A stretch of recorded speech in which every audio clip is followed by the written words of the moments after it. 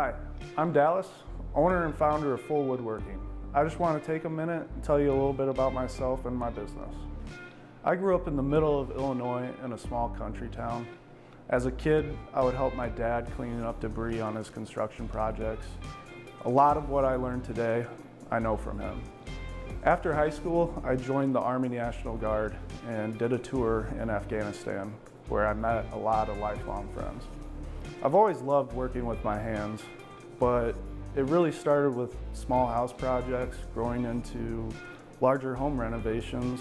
Then I really wanted to just start challenging myself and build things for fun, whether it be end tables for friends or Christmas presents for family.